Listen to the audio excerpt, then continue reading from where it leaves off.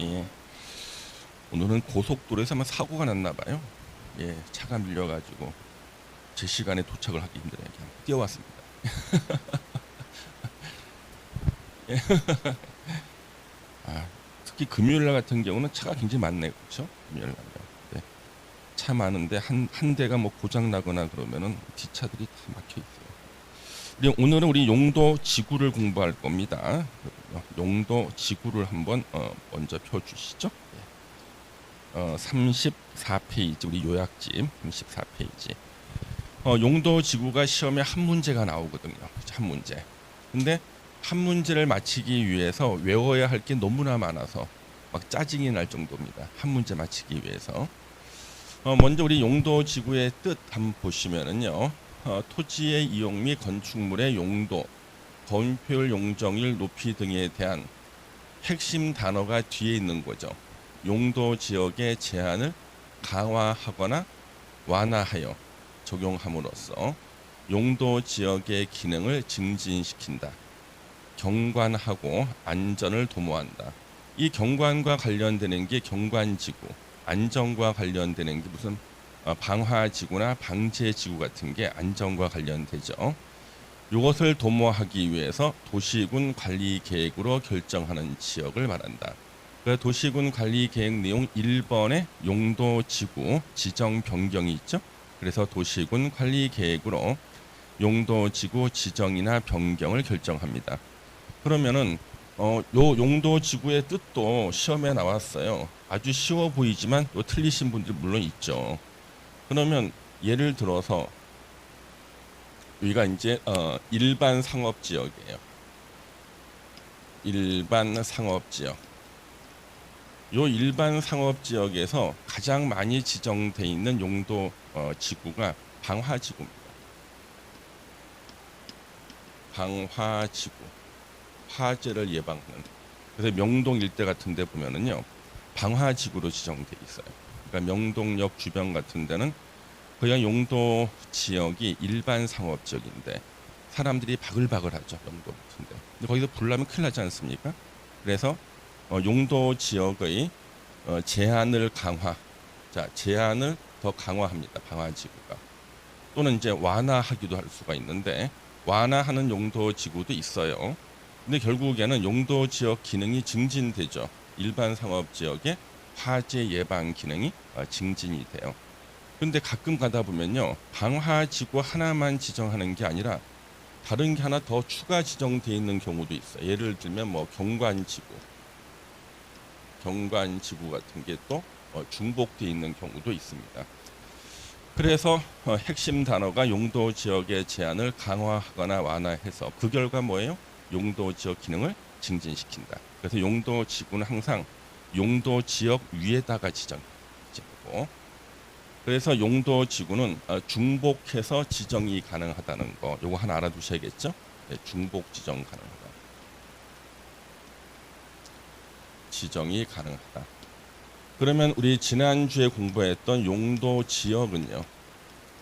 용도 지역은 중복할 수가 없다 그랬죠? 하나의 토지의 용도 지역 하나만 지정해야 돼. 예전부터 시험에 많이 나왔던 거예요. 용도 지역은 중복 지정이 안 되지만 용도 지구는 2개 이상 중복 지정도 가능합니다. 그 용도 지구는 누가 지정하는가? 그 용도 지구 지정은 도시군 관리 계획으로 결정하잖아요. 그러니까 도시군 관리 계획의 결정권자가 용도 지역 지정이나 변경을 결정하는 거예요. 그래서 결정권자를 원칙 예외 순으로 쓰는 게 아니라 계급 순으로 쓰는 거예요. 국토부 장관, 시도지사, 대도시 시장. 그러면 시험 문제에서는 항상 저 대도시 시장 50만 이상의 시장을 틀리게 내요. 어떻게? 시장 군수라고 틀리게 씁니다. 시장 군수 X. 왜 우리 그냥 시장이라 그러면 50만 미만 시장도 포함되는 거잖아요. 그렇죠? 그러면 경기도 의정부시는 인구가 43만 명이에요. 그러면 의정부시에서 용도 지구 지정은 누가 해요? 경기도지사가 합니다. 예. 50만 이상인 대도시인 용인시에서 용도 지구 지정은 용인시장이 하죠. 여러분들이 용인시장이라면 의정부시장하고 같이 놀아주겠어요? 예? 계급 차이가 있는데 그렇죠? 권한 차이가 있는데 근데 시험에서는 계속 시장 군수라고 틀리게 나오거든. 그렇죠? 용도 지구 지정 변경을 도시군 관리 계획으로 결정한다. 그리고 또 세분하는 것도 용도 지구 세분도 도시군 관리 계획 결정으로 세분합니다. 그러면 이제 공부할 때 제일 짜증나는 게 이거야.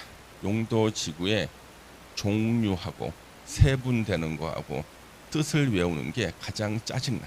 예. 그래서 이거 안 외우면 그 해는 시험 나오고 외워놓으면 또 그 해 시험 안 나와. 예. 먼저 우리 고도 지구 있죠? 건축물의 높이 최고 한도를 규제한다. 뜻을 다 못 외울 때는요 키워드를 외우시는 거예요.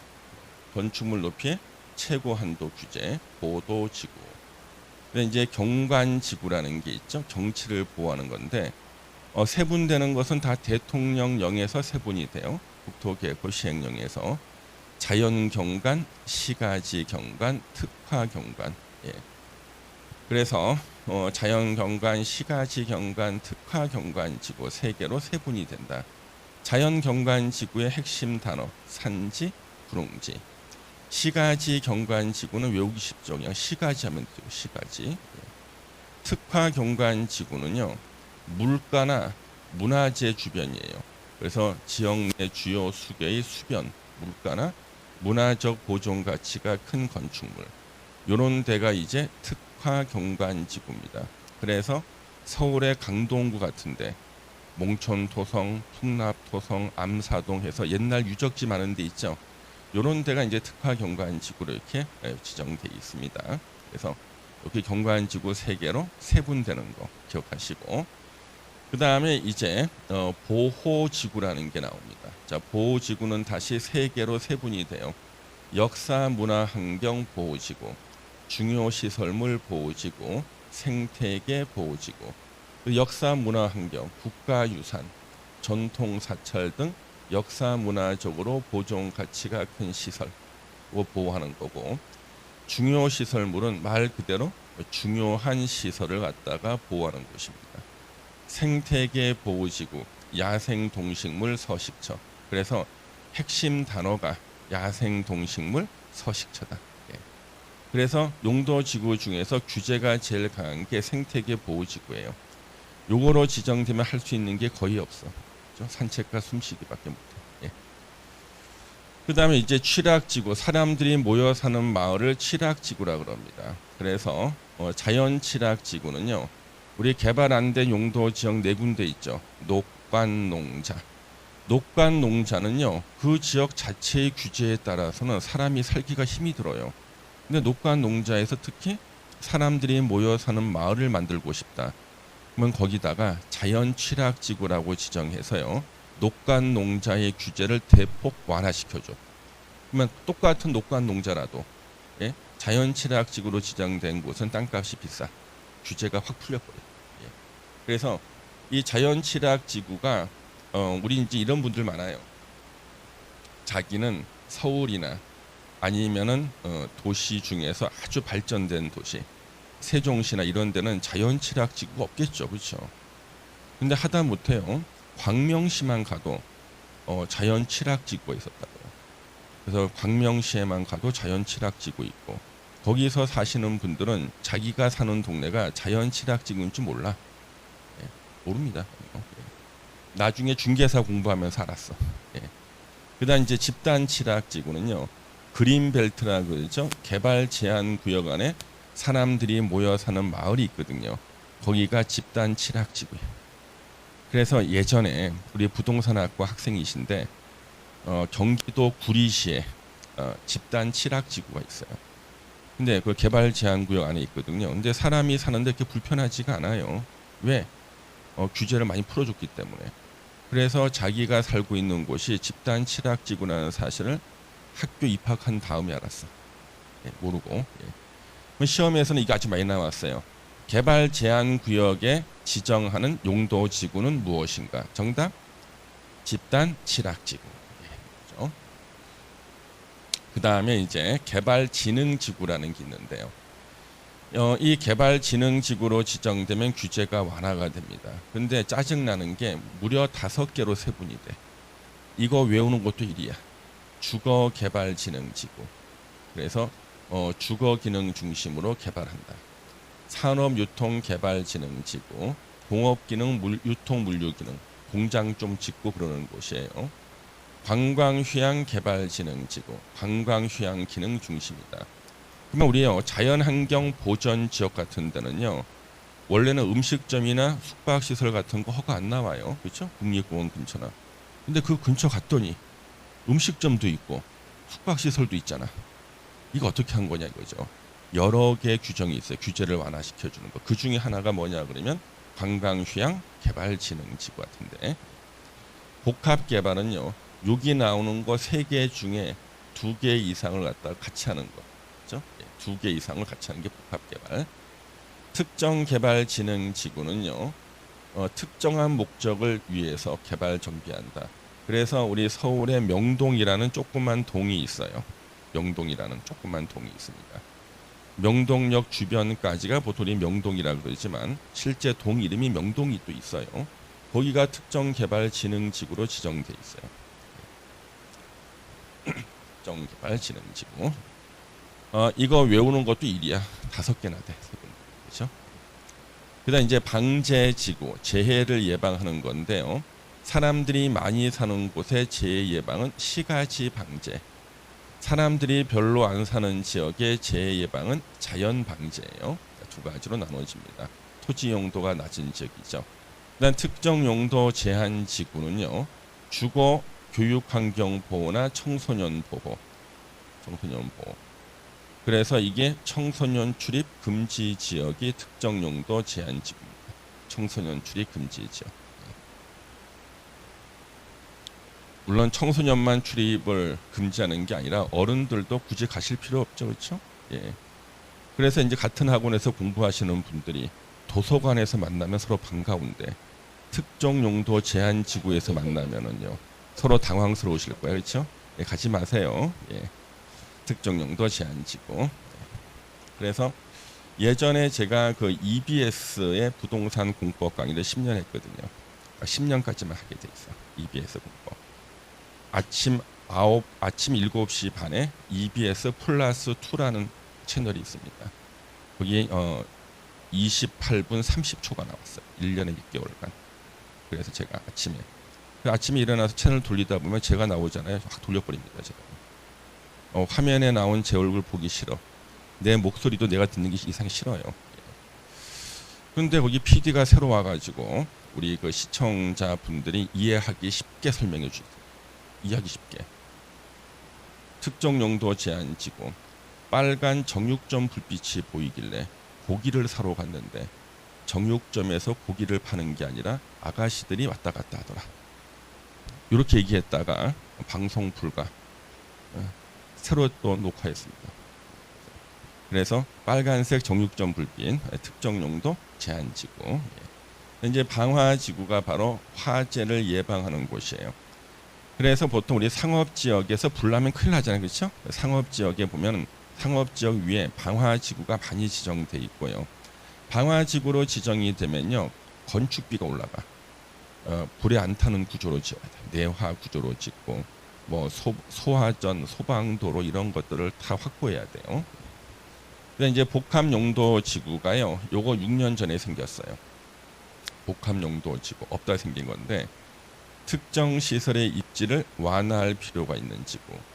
이 얘기가 뭐냐 그러면 용도 지역이 지정이 되면 우리 행위 제한 3가지 있죠? 건축 제한, 건폐율, 용적률. 그러면 용도 지역에 따라서 이 건물은 짓고 못 짓고가 정해지잖아요.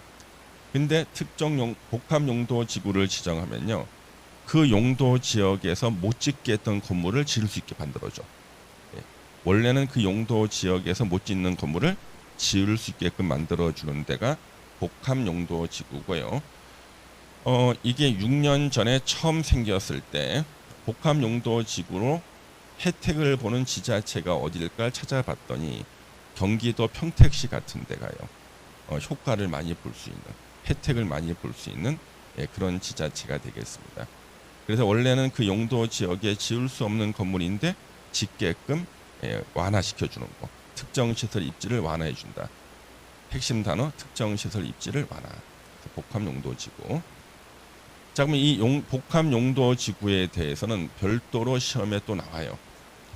자, 시도지사나 대도시 시장은요, 어디에다가 복합용도지구를 지정할 수 있냐 그러면 주거지역이나 공업지역이나 관리지역인데, 그러면 대통령령에는 더 자세하게 나와. 어디? 일반 주거지역, 일반 공업지역, 계획관리지역 위에다가만 지정할 수가 있다. 이게 시험 문제예요. 그래서 일반 주거지역하고 일반 공업지역, 계획관리지역에만 복합용도지구 지정할 수가 있다. 그러면은 요거 이제 하나 기억해 보겠습니다. 자, 복합용도지구를 지정할 수 있는 곳이 어딘가? 일반 주거지역, 일반 주거지역하고 그 다음에 일반 공업지역, 일반 공업지역, 그리고 계획관리지역.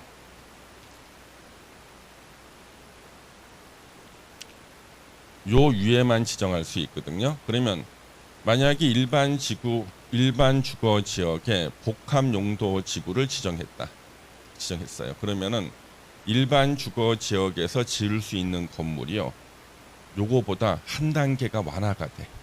자, 일반 주거 지역보다 규제가 한 단계 완화된 곳이 어디냐면 준주거 지역이에요. 그래서 준주거 지역에 지을 수 있는 건물을 지을 수가 있어요.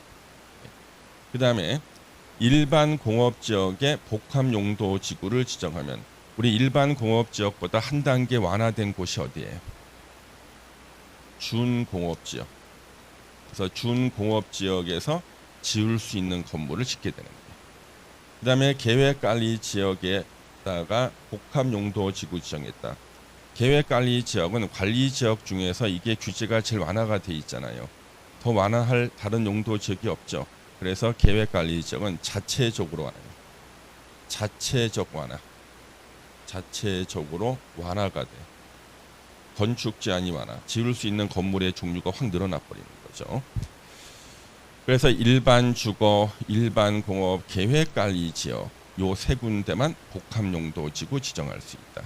지정하면은 건축 제한이 한 단계씩 완화가 되고 계획관리는 그 자체에서 완화가 된다. 그러면 복합용도지구를 지정할 때 어떤 기준을 따라야 되는가? 따라야 될 기준이 있습니다. 1번 용도지역의 변경 시 기반시설이 부족해지는 등의 문제가 우려돼서 해당 용도지역의 건축 제한만을 완화, 이게 핵심 단어죠? 건축 제한만을 완화하는 것이 적합한 경우 지정할 것. 만약에 용도지역을 변경해버리면요, 건폐율 용적률도 완화돼 버리잖아요. 그렇죠? 그러면 건폐율 용적률은 그대로 두고 뭐만 완화시키는 거예요? 건축 제한만. 그러니까 지을 수 있는 건물만 늘려주고 건폐율 용적률은 그대로 두는 거예요. 용도 지역을 변경하면 건폐율 용적률도 완화돼 버립니다. 그렇죠? 그 간선 도로의 교차지, 대중교통 결절지, 다 역세권 주변인 거예요. 요런 것에서 지정합니다. 그래서 규제를 좀 풀어주면은 효과가 클 만한 곳들이죠. 그 다음에 용도 지역의 지정 목적이 크게 저해되지 않도록 해당 용도 지역 전체 면적의 얼마? 3분의 1 이하. 그래서 일반 주거 지역이 있다 그러면 전체 면적의 3분의 1 이하까지만 복합용도 지구 지정하면은 그 3분의 1은 지을 수 있는 건물이 한 단계 완화가 된 준주거 지역 건물을 지을 수 있다. 예. 기타, 그렇죠? 예. 그러면 이제 복합용도 지구에서의 행위 제한, 시험 문제가 가장 어렵게 나오면 이게 나오는데 이건 지금 외우는 게 아니라 한번 이해만 해보겠습니다. 자, 우리 일반 주거 지역에다가 복합용도 지구 지정하면 한 단계 완화되죠? 준주거 지역에 허용이 되는 건물을 지을 수가 있는데 더 짜증나는 게 그래도 안 되는 게 있어. 예. 그러니까 일반 주거 지역 위에 복합용도 지구 지정하면 준주거 지역에 지을 수 있는 거 지을 수 있다 하면 얼마나 간단하겠어요. 그래도 안 되는 게 있다. 그래 안 되는 거. 이종 근생 중에서 여러분이 좋아하는 안마시설소, 그렇죠? 그다음에 관람장, 공장, 위험물 저장 및 처리 시설 대표가 뭐예요? 주유소 같은 거, 동물 및 식물 관련 시설 대표가 도축장 같은 거, 장례시설, 장례식장만 별도로 하는 데가 있죠. 장례식장만 별도로 하면 장례시설이에요. 무슨 대학병원 부속 장례식장은 의료시설로 들어가요. 그래서 장례식장만 따로 하는 데만 장례시설. 이거는 못죠. 자, 일반 공업지역 위에다가 복합용도지구 지정하면 한 단계 완화가 되죠. 그래서 준공업지역에 허용되는 건물을 지을 수가 있는데 그래도 안 되는 게 있어요. 아파트 안 돼. 원래는 준공업지역이 우리 아파트 지을 수 있거든요. 그래도 안 돼. 예, 아파트는 안 돼. 그 다음에 단란주점, 안마시술소, 노유자시설 안 돼. 노유자시설, 어린이집 같은 걸 말합니다. 이거 안 돼.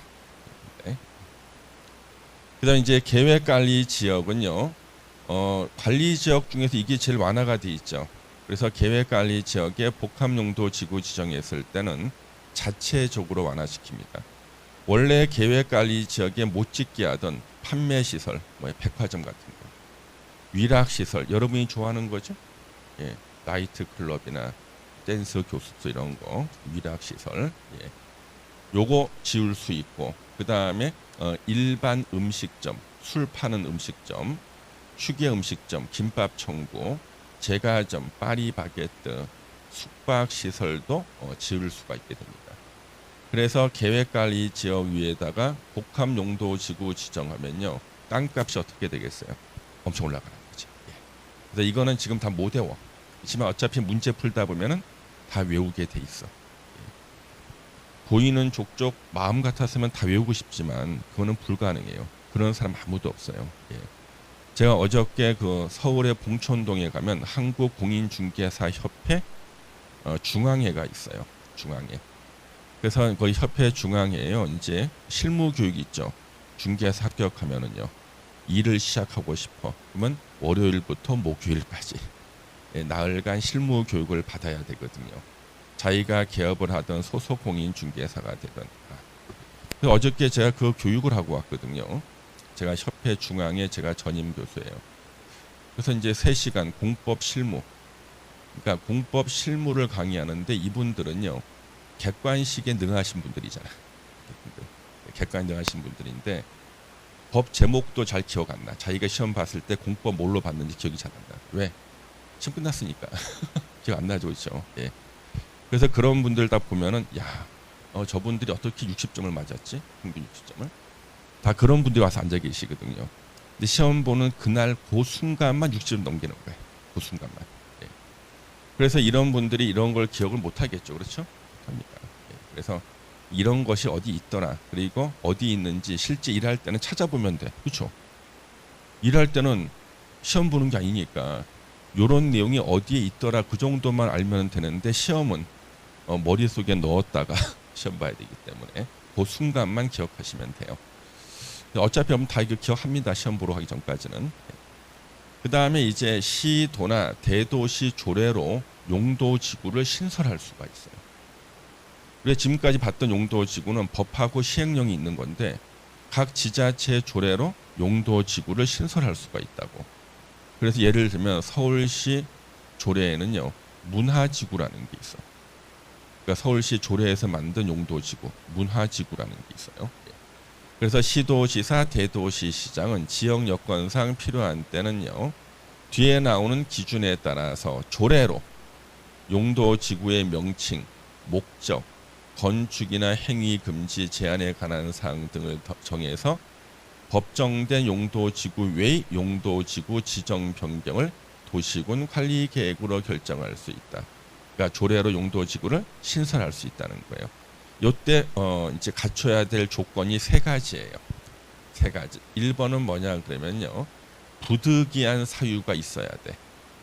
조례로 용도지구를 신설할 수밖에 없는 부득이한 사유가 있어야 되고 용도지구 안에서 행위 제한은 용도지구 지정 목적 달성에 필요한 최소 한도에 그쳐야 돼요. 최소 한도. 3번을 좀 알아두셔야겠죠.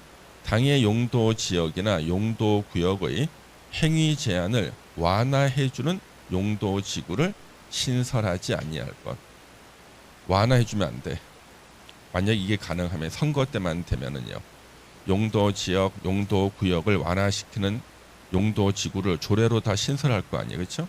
그래서 행위 제한을 완화시켜주는 용도 지구는 조례로 신설할 수 없다. 자, 이제 방제 지구를 의무적으로 지정해야 되는 경우가 있습니다. 자, 방제 지구를 의무적으로 지정해야 되는 경우가 있다. 우리 방제 지구는 아까 어떤 거였어요? 재해를 예방하는 곳이었죠. 그렇죠? 재해를 예방하는 곳이었다. 그래서 재해를 예방하는 방제 지구를 의무적으로 지정해야 되는 경우가 있습니다. 연안 침식이 진행 중이거나 연안 침식이 뭐예요? 바닷가 주변의 땅이 깎여 나가는 거죠. 우려되는 지역 등 밑에서 정하는 지역에 대해서는 지정 변경을 의무적으로 도시군 관리 계획으로 결정해라. 이때 도시군 관리 계획 내용에는 해당 방제 지구의 재해 저감 대책을 포함해야 된다. 재해를 줄이는 대책도 포함해라. 자, 두 중에 하나에 해당할 때 의무적으로 지정해야 돼요. 1번 연안 침식으로 인해서 심각한 피해가 발생하거나 발생할 우려가 있다. 예. 그다음에 2번 풍수의 산사태 등의 동일한 재해가 최근 10년 이내 2회 이상 발생하고 인명 피해를 입은 지역으로서 향후 동일한 재해 발생 시 상당한 피해가 우려되는 지역. 조건이 너무 까다롭죠. 그렇죠? 2번에 해당돼서 지정되는 일은 별로 많지가 않아요. 왜? 10년 이내 2회 이상. 10년 이내 2회 이상. 한 번은 10년 이내인데 한 번은 한 달 밖에요. 예. 인명 피해를 입었는데 향후 동일한 재해가 발생해도 상당한 피해가 우려가 안 돼. 잊지 못하는 거죠. 예. 그래서 우리 중개업할 때 힘든 게 그거예요. 차라리 토지용 계획 확인서 봤더니 2번에 해당이 돼서 방제 지구로 지정돼 있으면은 중개할 때 설명해 주면 되는데 이거는 안 돼 있어. 그런데 10년에 딱 한 번, 두 번이 아니야. 10년에 한 번씩 홍수가 나서 다 물에 잠겨 버리는 거예요. 이런 거는 안 나오죠, 서류예요. 그래서 현장을 알아야 돼요. 그래서 10년에 한 번 물에 잠긴다. 그럼 방제 지구로 의무적 지정하는 게 아니잖아요. 두 번이 아니니까. 그 대신에 10년에 한 번씩 모든 걸 다 잃어. 예. 그러면 이제 중개할 때는 우리가 보통 그런 것이 재해 위험이 있다고 해서 알려줘야 되거든요. 중개사가 쉽게 돈 버는 거 아니거든. 근데 TV 방송에서는 중개사가 돈 쉽게 버는 것처럼 막 나오는데 중개업을 해보면은요, 이거 절대 싼 거 아니야. 예. 수많은 요청, 요구가 있고 힘들어 죽겠습니까, 그렇죠? 예. 우리 용도 지구 지정을 제한하는 경우가 있다. 시도시사 대도시시장은 용도 지구별로 도시군 계획 조례로 정해야 하는 건축 제한에 관한 사항이 도시군 계획 조례로 정해져 있지 아니한 용도 지구는 지정해서는 안 된다. 고도 지구, 칠악 지구, 개발 진흥 지구는 조례로 정하는 곳이 아니야. 그래서 얘네들은 지정해도 돼. 자, 이 말 뜻을 한번 이해를 해보겠습니다. 우리 이런 게 있거든요. 만약에 우리 방화 지구로 지정이 되면 거기서 어떤 규제를 받는지가 지자체 조례로 정하게 돼 있어요. 근데 만약에 지자체 조례로 방화 지구 지정됐을 때 어떤 규제를 한다는 것을 조례에 안 만들어 놓고 누구 땅을 방화 지구로 지정한 거야. 그래서 나는 방화 지구 지정 당했는데 내가 어떤 걸 하면 안 되는지가 조례에 없어. 이게 말이 되냐고. 말이 안 되죠. 그렇죠? 내가 경관지구를 지정받았거든. 그러면 경관지구에서는 어떤 것이 금지가 되는지를 조례에 미리 써놔야 되는데 이걸 안 써놓고 경관지구 지정하면 안 되죠. 그 얘기야. 그래서 도시군 계획 조례로 정해야 하는 건축 제한에 관한 사항이 도시군 계획 조례에 정해져 있지 아니한 용도 지구는 지정해서는 안 된다. 근데 조례로 건축 제한, 조례로 규제를 하는 것이 아닌 것들이 있어. 보도지구, 취락지구, 개발진흥지구는 규제를 조례로 하는 게 아니기 때문에 얘네들은 조례의 규정이 없다 할지라도 지정할 수가 있어요. 예. 그러면 이제 도시군 계획 조례에 의한 용도지구를 세분할 수가 있다. 경관지구가 아까 세 개로 세분됐었죠.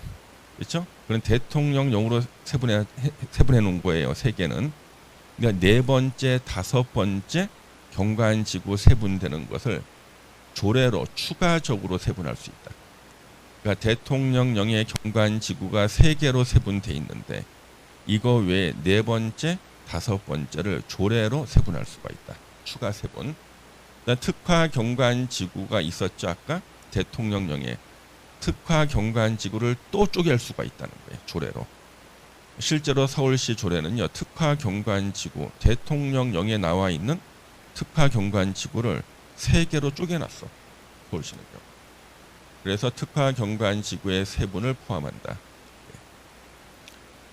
그래서 경관지구가 대통령령에 세 개로 돼 있는데 이것을 조례로 4개, 5개를 만들 수도 있고 경관지구가 쪼개져 있는 특화 경관지구를 다시 조례로 쪼갤 수도 있다. 그 다음에 중요시설물 보호지구, 지자체마다 중요시설이 다르거든. 그래서 중요시설물 보호지구, 특정용도 제한지구를 세분해서 지정할 수 있다. 그래서 중요시설물 보호지구 같은 경우도 조례로 왜 우리 대전에는요 중요시설물 중에서 대전에는 항만시설이 없죠. 대전에는 바다에 없잖아. 그래서 항만시설 없을 거 아니에요. 그렇죠? 그러면 대전에서는 또 공항시설도 없겠네. 그렇죠. 그러면 그런 것들을 갖고는 만들 필요가 없으니까 그 지자체에 필요한 중요시설들만 세분해 놓으면 되겠죠. 그렇죠? 그래서 중요시설물 보호지구는 중요시설을 조례로 만드는 겁니다.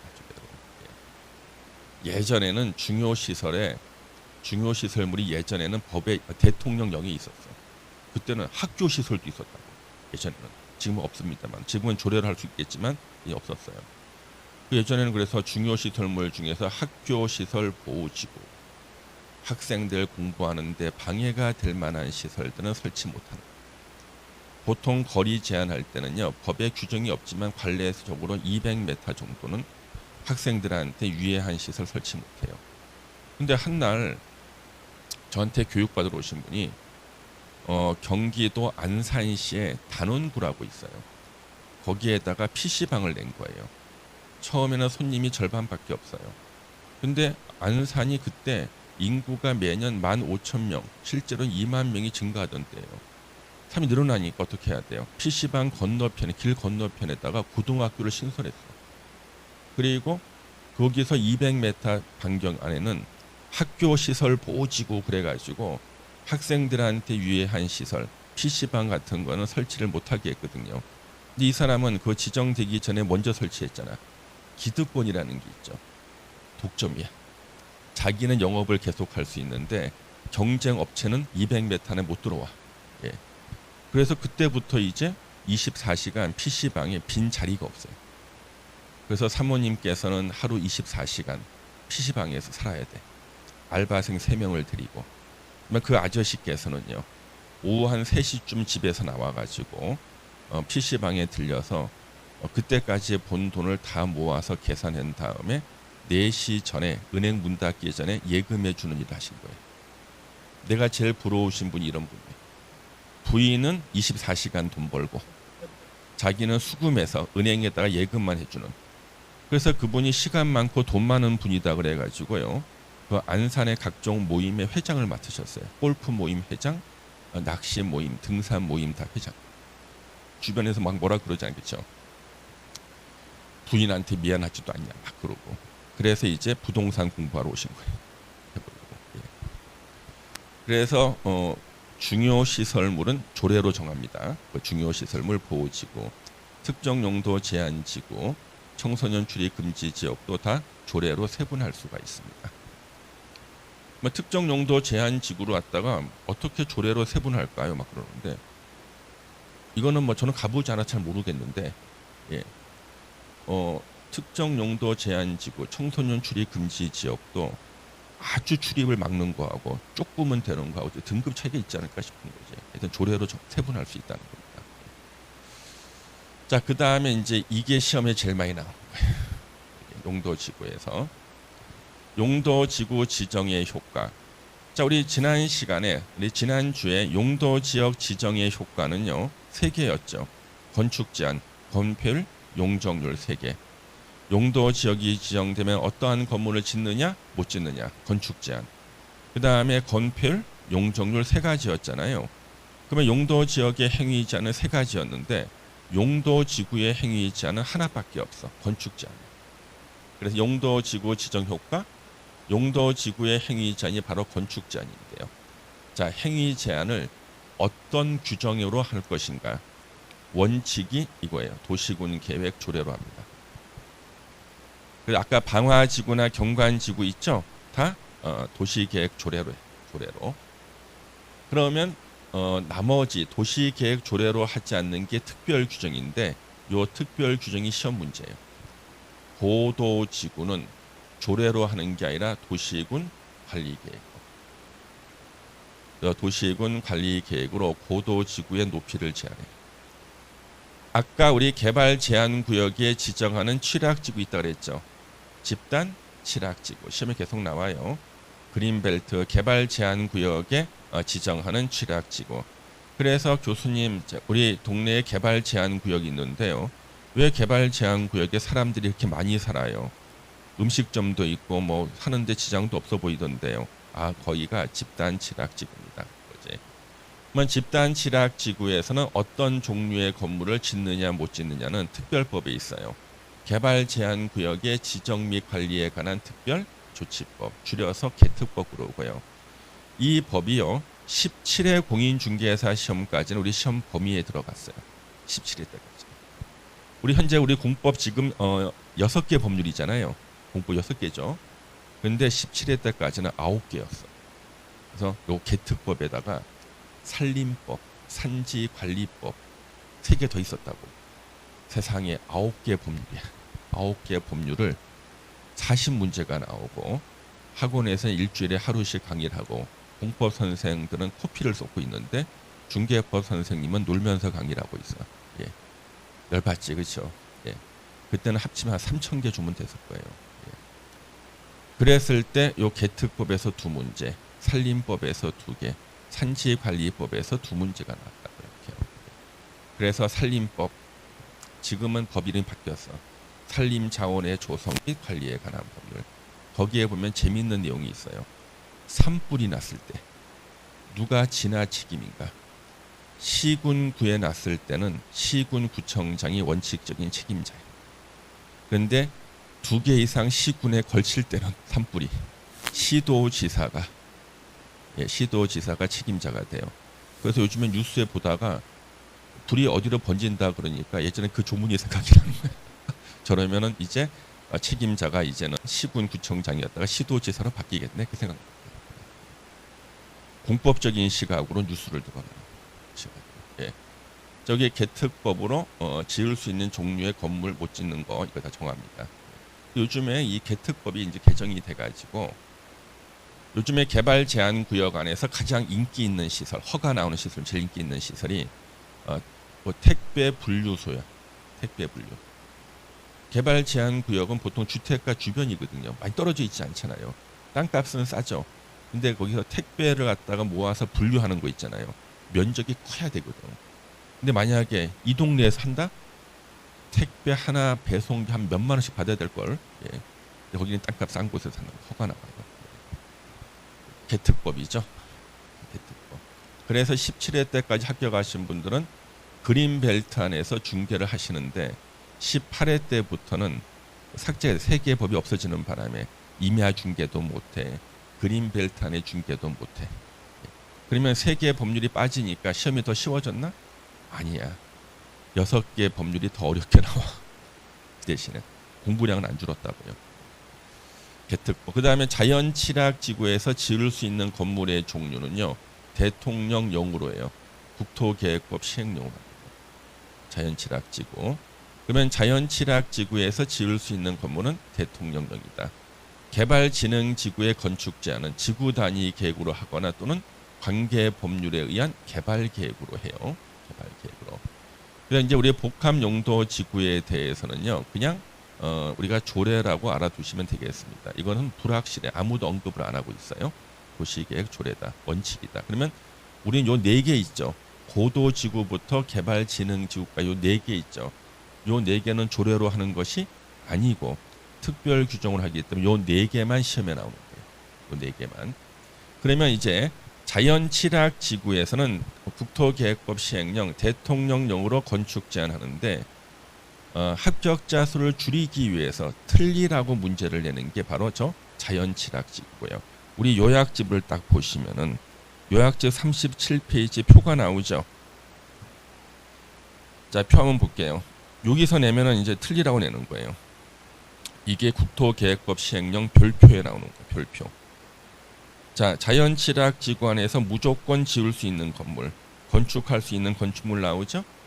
밑에 박스는 자연취락도 다 지을 수 있어요. 녹간농자에 지정된. 그런데 우리 녹간농자는 건물을 4층 이하로 짓게 돼 있죠. 그래서 자연취락지구도 건물을 4층 이하로 지어야 돼. 그래서 시험 문제에서 5층짜리 무엇을 지을 수 있다? 무조건 틀린 거야. 녹간농자는 건물을 4층 이하로 짓는다.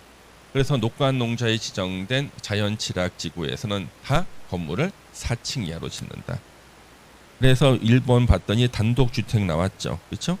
예. 그러면 무조건 지을 수 있는 곳에 단독주택은 있어요. 근데 니은본 보세요. 자연취락지구에 조례가 지을 수 있다고 정하면 지을 수 있는 것들이거든요. 조례가 정하면 지을 수 있는 거. 1번에 공동주택 나왔죠. 가로가 시험 문제야. 아파트는 제외한다. 아파트는 몇 층 이상부터가 아파트야? 5층 이상. 자연취락지구는 녹간농자 4층 이하죠. 아파트 못 짓는다고. 그래서 다음 중 자연취락지구에서 조례가 정한다고 해도 지을 수 없는 것은 그러면요. 정답 아파트. 그 다음에 니은번에서 밑에 박스 쭉 내려오셔가지고 보시면은 6번에 보니까 의료시설 중 종합병원, 병원, 치과병원, 한방병원, 요양병원, 끝에가 병원으로 끝나는 것들은요. 조례가 정하면 지을 수가 있다고 나오죠. 그렇죠? 자, 병원으로 끝나는 것은 조례가 정하면 지을 수가 있다. 그러면 시험 문제는 정신병원이 나와. 정신병원 없죠? 정신병원 X. 그러면 자연취락지구는 사람들이 모여 사는 마을이잖아요. 여러분 동네에 약간 맛이 간 아저씨들이 왔다 갔다 하고 있어. 어떻게 생각하세요? 싫어요. 그렇죠? 그래서 정신병원은 제외. 시험 문제야. 이런 식으로 하나씩 체크하는 겁니다. 뒤로 넘겨서 10번에 숙박시설 있죠? 숙박시설. 관광지나 관광단지에 건축하는 것은 조례로 정하면 할 수 있구나. 녹간농자이고. 예. 그래서 이런 것들이 이제 쭉 나와 있습니다. 그렇죠? 그래서 이제 앞으로 한 2개나 3개를 갖다가 출제하시는 교수님이 누가 될 것인지를 내가 예리하게 보고 더 추가할 거예요. 일단 아파트 X, 정신병원 X 기억하고. 예. 우리는 어떻게 하든 적게 외워야 돼. 공부할 양을 줄여야 돼. 자, 이제 요거 하나 좀 보겠습니다. 도시군 계획시설, 용도지역, 용도지구 안에서 도시군 계획시설에 대해서는 건축 제한에 관한 규정을 적용하지 않는다. 시험에 나오죠. 이게 무슨 뜻인가?